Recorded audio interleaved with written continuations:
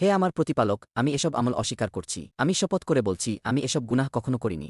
কিয়ামতের দিনে এক ব্যক্তিকে আল্লাহর সামনে হাজির করা হবে, তার আমলনামা খুলে দেওয়া হবে, পাতার পর পাতা ভরা থাকবে গুনাহে। সে সেগুলোর দিকে তাকিয়ে বলবে, হে আমার রব, আমি এগুলো মেনে নিচ্ছি না। সে তর্ক করবে, বলবে, আমাকে তো জানানো হয়নি, আমি তো এটা দেখিনি, আমি এসব কাজ অস্বীকার করছি। তখন আল্লাহ বলবেন, আজ আমি তোমার মুখে মোহর লাগিয়ে দেব। আর হঠাৎ সে কথা বলতে পারবে না। এরপর ভয়ঙ্কর এক ঘটনা ঘটবে। তার নিজের শরীরই সাক্ষ্য দিতে শুরু করবে। তার হাত কথা বলবে, তার পা কথা বলবে, তার চামড়া কথা বলবে। তারা বলবে, হ্যাঁ, সে এগুলো করেছে। হারামের দিকে নেওয়া প্রতিটি পদক্ষেপ, প্রতিটি ক্লিক, প্রতিটি বার্তা, অন্ধকারে করা প্রতিটি গোপন গুনাহ, সবকিছুর সাক্ষ্য দেবে তারা। আল্লাহ কুরআনে বলেন, আজ আমি তাদের মুখে মোহর লাগিয়ে দেব। আর তাদের হাত আমার সাথে কথা বলবে এবং তাদের পা সাক্ষ্য দেবে তারা যা অর্জন করত সে সম্পর্কে। যে ব্যক্তি ভেবেছিল সে নিজেকে রক্ষা করতে পারবে, সে বিশ্বাসঘাতকতার শিকার হবে তারই অঙ্গপ্রত্যঙ্গের দ্বারা, যেগুলো ব্যবহার করে সে অবাধ্যতা করেছিল। এরপর যখন তার মুখের মোহর খুলে দেওয়া হবে, তখন সে নিজের শরীরকেই অভিশাপ দেবে। বলবে, তোমরা কেন আমার বিরুদ্ধে সাক্ষ্য দিলে? তারা জবাব দেবে, আল্লাহ আমাদের কথা বলার ক্ষমতা দিয়েছেন, যিনি সবকিছুকেই কথা বলান। সেদিন কোনো আইনজীবী থাকবে না। যার সাথে তুমি তর্ক করছিলে তিনিই তোমার প্রতিটি গোপন চিন্তা জানেন। তাহলে প্রশ্ন হল, এই মুহূর্তে আমাদের শরীরের অঙ্গগুলো আমাদের সম্পর্কে কি সাক্ষ্য দেওয়ার প্রস্তুতি নিচ্ছে?